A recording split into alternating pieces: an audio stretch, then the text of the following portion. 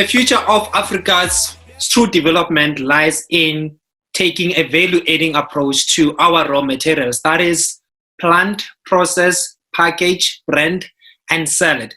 Today it gives me a greatest pleasure to introduce to you guys the managing director of Makhamisa Foods, the man who with a bold vision that turned a family recipe into a multi-million rand.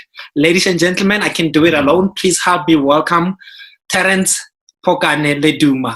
My brother, welcome to the show. How are you? Thanks for having me, Freeman. Thank you so much for the opportunity to have a chat with you today. What an honor, man. I know you're busy, but thank you so much for gracing us with your time. I just wanted to, before we get to start, I wanted to find out how has the COVID-19 affected you and your work? All right. COVID-19 has affected us both positively and negatively. I'll start with the negative impact. We were just about to launch our factory here in Sebenza, where I'm actually taking this interview from, on the 14th April. And March, I think it was on the 20th, around the 20th, around 18, between the 18th and the 20th, where the president made an announcement that we have to go for this lockdown, which, is still going on today. Right. And all the plans for our launch were actually suspended indefinitely.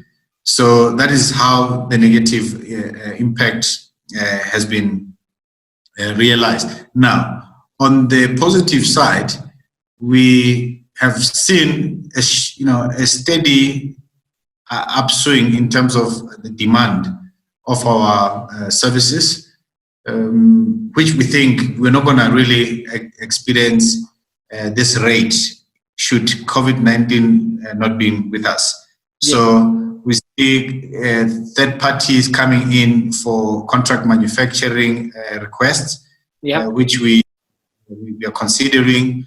Obviously, our first customer, the first product we manufactured here was third party, a multinational company that I can also share with you that they are listed on the Johannesburg Stock Exchange. Right. They are the biggest. I saw you saw the article. I don't want to mention them, but you saw the article or the newsletter by the IDC. So we are supporting them. We are supporting them during this period, and they are beggars. Whenever you buy a pizza or burger, there, the sauce that goes into there, you must know that we have got a share in that piece of meal. Yeah. Nice, man. Nice, man. For those who don't know, what is Makhamisa Foods and how did that come about? All right, Makhamisa Foods. Actually, this name came randomly as we are talking about the opportunity should we manage to successfully package it and make it viable to be a commercial business in the end. We said, okay, what are we going to name this business? So my wife said, you can name it after me.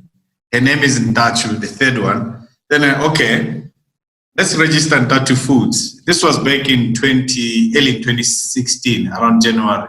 And then the system, APC, didn't want to take Ntathu Foods. And then I was like, you know what? We have to get going. And what alternative do we have as a name? And then she said, I don't know now, because she's in love with herself. That's why I love her. I love people that love themselves. So, so I said, okay, let's call the product name is Makhamisa. So let's call it Makhamisa Foods. Let's see if the system will accept it. And then voila, the system accepted Makhamisa Foods. And then Makhamisa means the one that triggers you to open your mouth due to the spiciness of the chilies. Nice. So then started with the processes of compiling all the documents that are related to the receiver tax registrations and all of those processes, bank account under Makhamisa Foods. Yeah. Nice. Now, the recipe, it's my understanding that it was previously family owned, or was just a tradition that was previously practiced in the family. What goes into these products, and why was it called Makhamisa?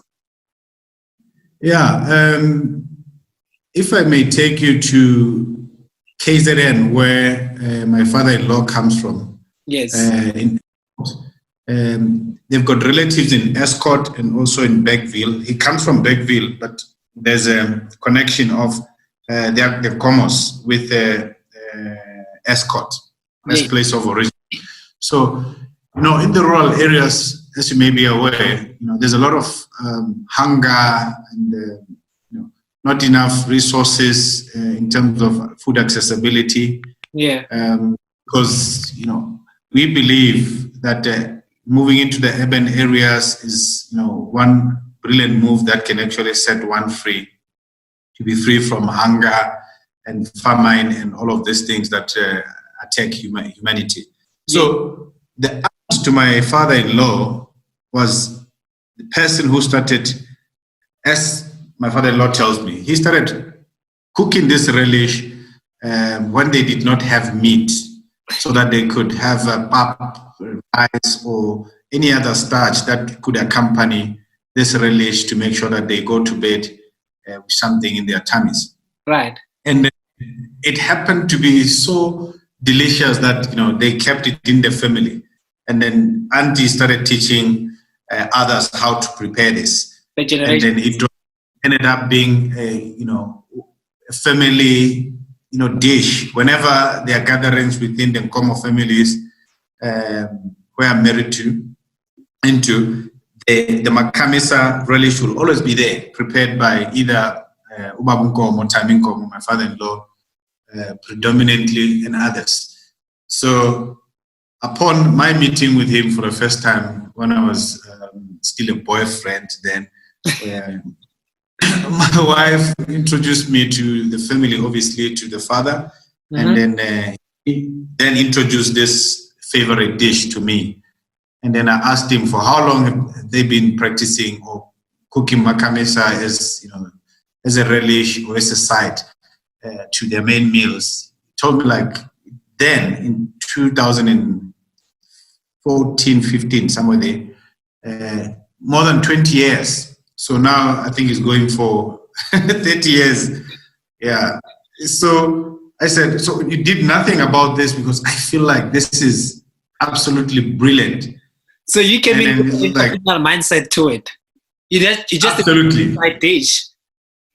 Exactly. So I said, so honestly, for this many years, 20 years plus, you never really attempted to package this and take it to the shelves. It was like, so I was like, okay, maybe my entrepreneurship zeal should come in here and see if we cannot build this to be a properly instituted business. Right. And then, okay, do you mind if maybe I use whatever recipe, if you have one, to try something that could look like your Paco kind of product? It's like, okay, can you do that? I said, I don't know, let's try. Because I don't like to overpromise and underdeliver. Right. So I prefer to approach it the other way around, underpromise and overdeliver. So I said, okay, if you're free to give me the recipe. He said, no, I don't have any specific recipe. One, gave me all the ingredients. And I said, okay, Baba. So there's nothing that gets measured, and no temperature measurement, no acidity or pH measurement, nothing. Sugar, nothing. Salt. Said, no. Mangatuli curry, zotenga barbecue spice. So I said, okay, let's fix it now. I'm gonna buy ingredients, all of those ingredients, and then we're just gonna play in the kitchen this weekend. If we're not gonna get done this weekend, we'll then continue next week. And then the trial started around that time.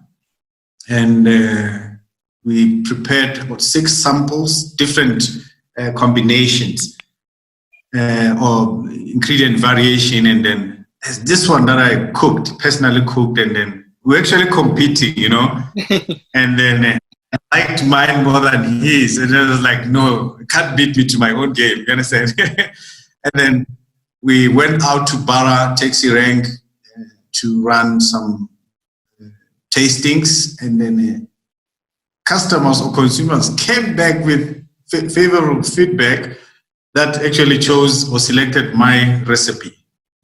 And we then decided, okay, let's pack these other 5 recipes and then focus on this one and see if we cannot take it to market. And we did exactly that. Then the issue of scale came in. How are we going to make sure that at least Soweto can have this product as and when they require? You fit it. And then it proved to be, too small. And then I approached a friend of mine, George Callisto, who owns franchises in the South, chicken franchises in the South. By then, at that time, he was operating in a very small manufacturing facility where he was making his own sauces for his own restaurants. Right. And he said, I can consider this. And the rest is history. We signed non-disclosure agreement, and later on we signed supply agreement. You packaged it, you branded, and you sold it. We branded, absolutely. And then we started selling. So we then focused on market development and penetration, not being about manufacturing. However, the demand actually went up sharply while manufacturing was a little bit sluggish. Oh, yeah. That was a serious challenge, and then I took it up with my friend to say, hey, George, looks like we are growing too fast, and then you'll have to manufacture. Your turnaround time should be fast as well, because that's what the market is dictating. Right. And then he gave me his response, which honestly, I must say, it wasn't really favorable to the development of our business. And then that's what triggered consideration of setting up our own plant.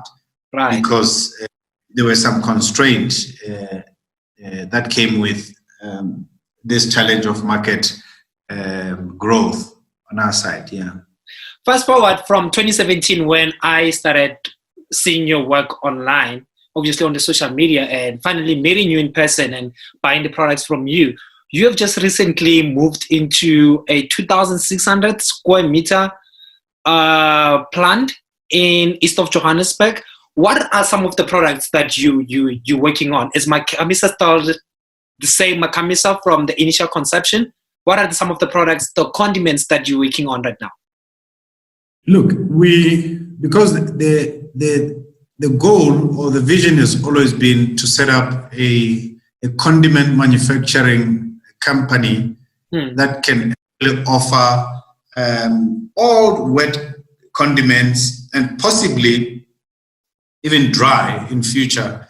We don't know, but there's a high possibility that we could be making spices and packing salts and stuff like that. But for now, we have got relishes down to mayonnaise using hot and cold process. Because mayonnaise, you don't cook anything. Yeah, you just blend ingredients and in a controlled environment. Right. On the mayonnaise side. And we've got a different egg-based mayonnaise and without egg mayonnaise. Right. And then we also have vegan mayonnaise made up of beetroot. So it's one of its kind. Nice. We launching this product. So you have a whole lot of range of products that you have managed to venture tomato sauces. Yeah, we've got tomato sauces. We've got sweet chilies. We've got peri peri sauces. Even though it's pele pele. Because yeah, pele pele. You know, we are African, so we decided to call it pele pele, not peri peri. I believe you have some of the products with you right now. Do you manage to some of the work? So So we have got mild relish here. Right. This is actually, in terms of heat level, this is the lowest. As you can see here, the thermometer that actually reflects heat shows that this is at the bottom. Yeah. So it's a mild relish made up of various vegetables such as jalapenos, peppers, onions, and more, with our secret spice combination or formulation, oils, vegetable oils. Wow. As well as obviously preservatives to make sure that the product can sit on the shelf for at least 18 months. 18 months. On the shelf. Nice. Without going off. And then we have got medium as well. Yeah. Just a little bit. Yeah, we've got medium relish here. Nice. Yeah. And how you put the classy lingo in it? Nah. Exactly. Yeah. And then nyana, the one that I showed you before, nyana actually it's baba ngani. You understand? Just a little bit. Yeah. And then this one is nyana, baba ngani, and then nga is where the medium one is where you find high level of flavor balanced with heat. And then absolutely. And then thereafter you'll have hot variant, and then after hot you've got extra hot. The hot one is called ger, and then got the extra hot one, which we're gonna actually launch later, I think in the year or early next year. For now, we're focused on the three variants. It's the medium, it's mild, medium, and hot. Nice. You don't want to market with many products, and then when they expect something new, you've got nothing on in your budget. Absolutely. It looks like there's so much of work that goes into producing that and packaging and putting it on the shelves. How big is your team? Before I talk about the team, the design work to get to this level, the selection of, the shape of the jar, the colors, the corporate colors and stuff like that, it consumed a lot of time, a lot of energy, and it actually tested our technical ability and prowess when it comes to innovation, because we wanted to create a brand that resonates with our heritage, African heritage. However, we did not want to limit ourselves to African heritage. We also wanted to be urban, to be fresh and young. So everything, as you can see, there's an African print in this, and there is township lingo here, which talks to your millennials. So we wanted to appeal to different segments of our society, you understand? And then coming to the team, we've got about 26 staff members, including the factory guys that are busy now as I'm talking to you in the factory project. However, obviously, the business is small, not very small, of course. We are anticipating that once we hit the road running, from next week to penetrate, to start distributing into various stores in the town, mainly in the townships, there's going to be a need for us to actually recruit sales and marketing, additional staff on the sales and marketing side of our business. Nice, man. So the plans are there to actually build an internal team to make sure that we meet, or we are capacitated to match the demand out there in the market. On top of that, we are working with a company called Smaller. Yeah. Smaller, they're arguably the biggest merchandisers. They do the likes of Tiger Brands product on the shelves of the main retailers. Yeah. So they actually approached us to say, look, we saw your potential, and then let's look at kind of like discounted rates. Whether they're going to be happy for me to mention that, because we negotiated a great deal to be at one of the lowest rates. Right. Because we're an emerging enterprise. So as a backup, we've got Smaller that is ready to actually assist us to make sure that we are available across different regions in the country. Interesting, man. Interesting. Now, where are you taking this remarkable brand? Where would you like to see it positioned in the next coming years? Look, Makhamisa brand is not only a food brand. If I may disclose this, Makhamisa is a platform for an African child to tell his or her own story. So on this bottle, I've got free spaces here. We're actually trying to find, innovating around how we can embed stories, authentic African stories onto this bottle. Right. So that we can pass this knowledge to the next generation. That's how we want to, and then we want to be one of the biggest trailblazers or pioneers in the African continent in making sure that what we have as challenges, we are the first one to address those challenges as Africans. And then we believe that this generation, that my generation is the one that has got to lead the cause. And then on the side of entrepreneurs, I think young entrepreneurs are the ones that are going to liberate Africa from its painful hegemony from the West and others from in the East as well. China is part of that, trying to control what we have here as resources. So we say, let the African child come up with African solutions for these problems that we are confronted with. If you look at the population of this continent today, we're looking at 1.34 billion people across the entire continent, and we are like 70% plus of that is youth, like people under the age of 35. And then so much potential right there, man. That's a market. If you educate these people, if you actually provide them with a primary health care and make sure that they're healthy, you educate them, and you also support them as maybe governments of different states support these young entrepreneurs with tools to actually start off their own enterprises at a small scale, maybe employing between 10 and 20 people per enterprise. This is how we're going to solve African problems. Another one, which is very key for us, the arable land that's available in the continent. We're looking at 60% of arable land is lying fallow.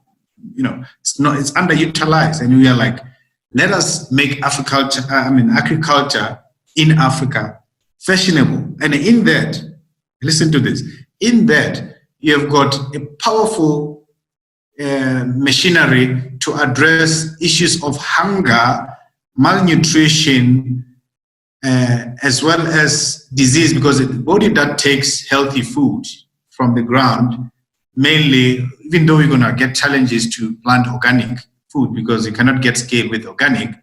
However, the body that consumes healthy food tends to defend itself from disease. At the back of that, you also have, are you still there? Can you hear me? Yeah, I'm still here. I can hear you. I can hear you very well. Yeah, so I'm saying at the back of that, when you look at Africa, you're also going to curb the issues of this conflict between different constituencies within countries, or between country and country, so that you get a harmonized Africa that can eventually be a unified market of 1.3 billion people, coming second to Asia. And then this is how I think we can compete with the West and the East by actually developing solutions that are architectured by our own people, including Makhamisa, or such as Makhamisa. My man. You're talking about taking over the global value chain, but you're incorporating all Africans into it, starting from planting to the whole product being on the shelf. My man, I'm so pumped up with what you said right now.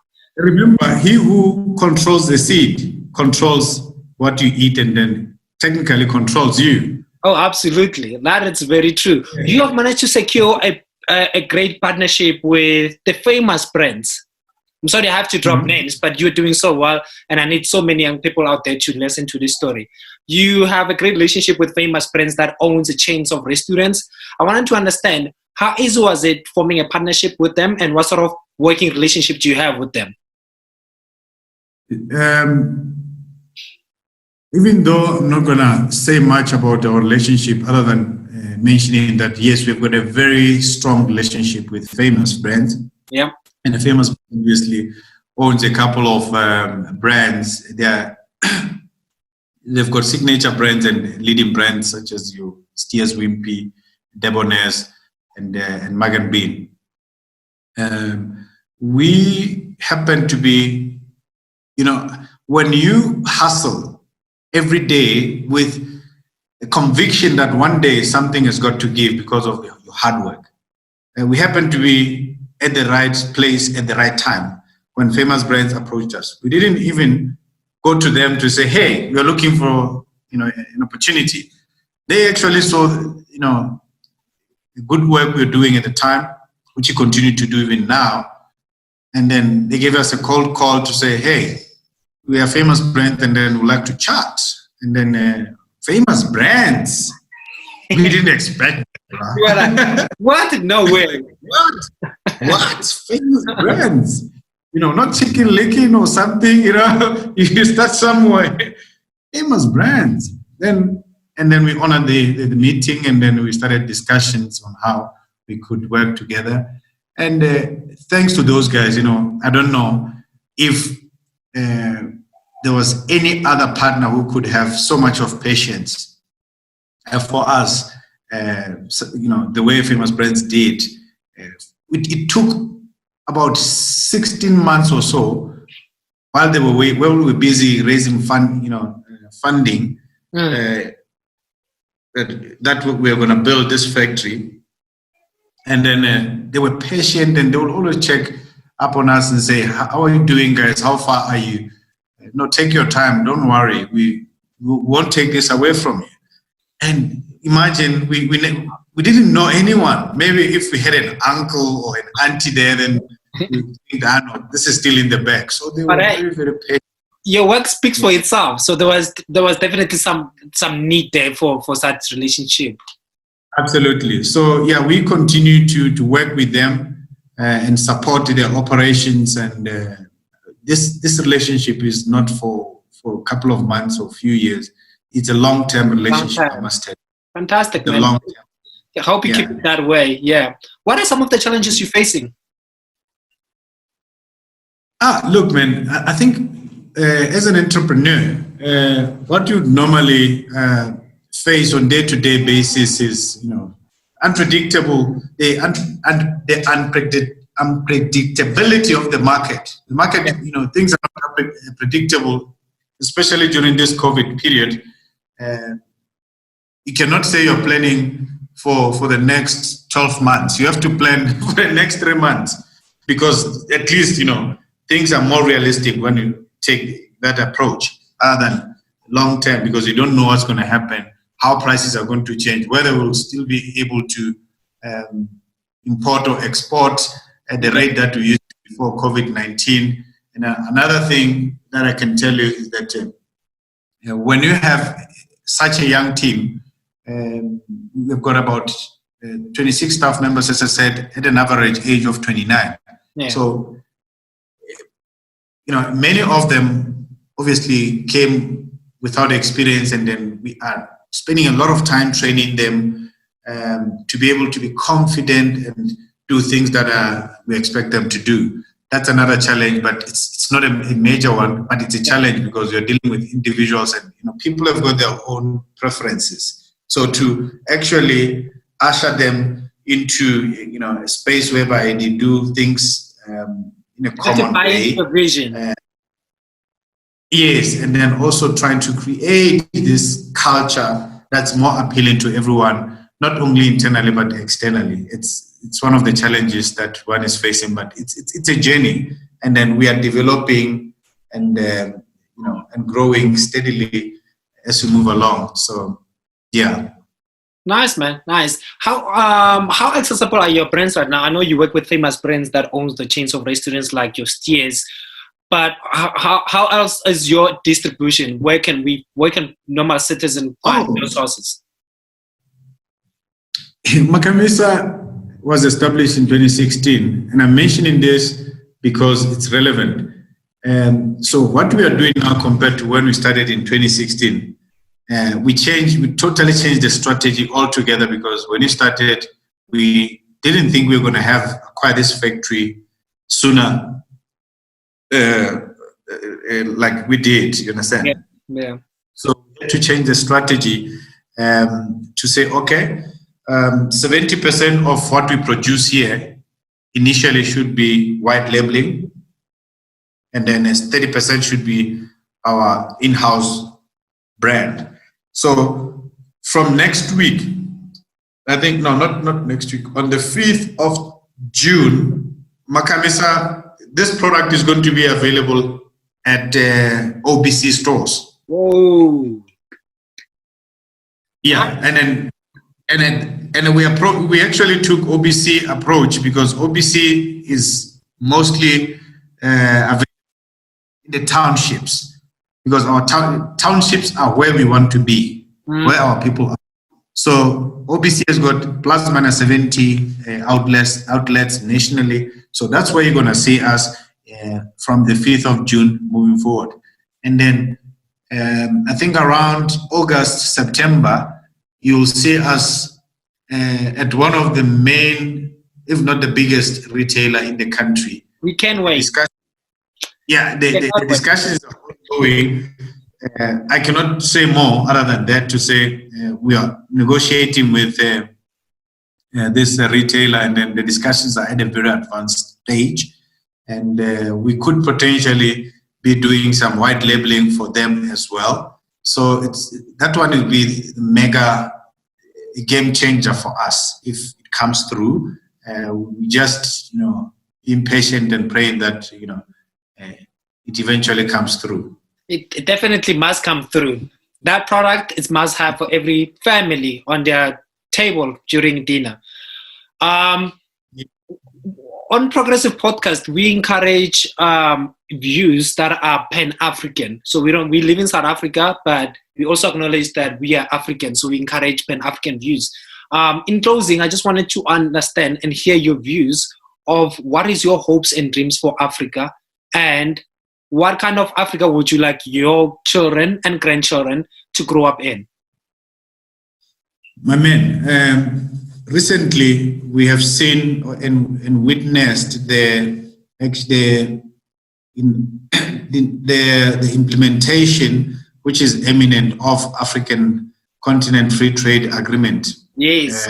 And I think that due to COVID-19, it's not going to be implemented in July.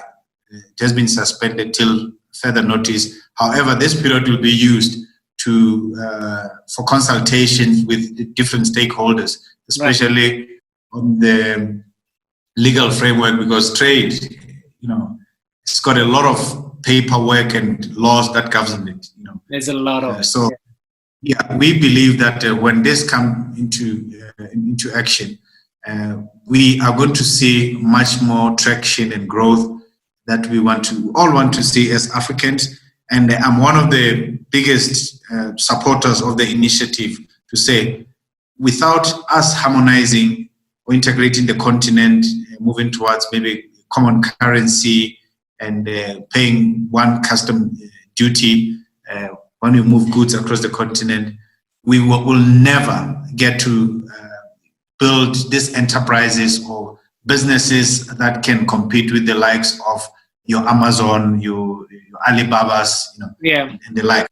We need an integrated African economy whereby if I produce Makhamisa here from South Africa, I know that it can reach Morocco in 2-3 days if you're using, if you understand, right, mode of transport. And then if it's via sea, and then maybe 3 weeks, 4 weeks, it's in Morocco, and then it hits the shelves within a few days after it reaches the harbor. So that's the Africa we want to see. And then Open Africa. we also believe that countries such as Zimbabwe, their stability, Lesotho this week actually inaugurated, they actually appointed the new prime minister, which is good for us because the stability of the region also help us as businesses to have this reliable trade system. You understand? Mm-hmm. So, and then we believe that South Africa, as the chair of the African Union, and also the Secretariat of the African Continental Free Trade Agreement, needs to take, a very bold steps in leadership and pushing these policies that many countries, I think Nigeria and Eritrea and a few countries are the ones that are yet to join, but take leadership role to make sure that we realize all these objectives that we all want to see in harmonizing this continent for a common purpose of freeing Africans from poverty and oppression, because I believe we're still under yoke of the Western powers and the East. Absolutely, so, that is the truth. That is the truth. You are encouraging free Africa and Africa that it's governed by its own people, in essence, in just small essence.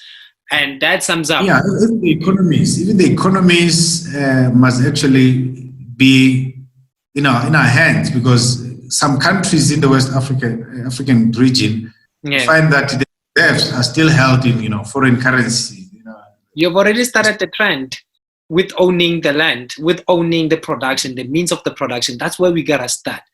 One step at a time, owning production. Mr. Leluma, I want to thank you so much for coming onto the show. You are a progressive African, and then we, young generation, just coming after you. We admire the work that you do, and then we say that it is time that we encourage Black ownership. Good luck with the work that you do with Makhamisa Foods. We can't wait to see it on the shelves and buy it. It's time we buy and consume ours. Thank you so much for your time. My brother, thank you so much for having me. Thank you, man. Cheers.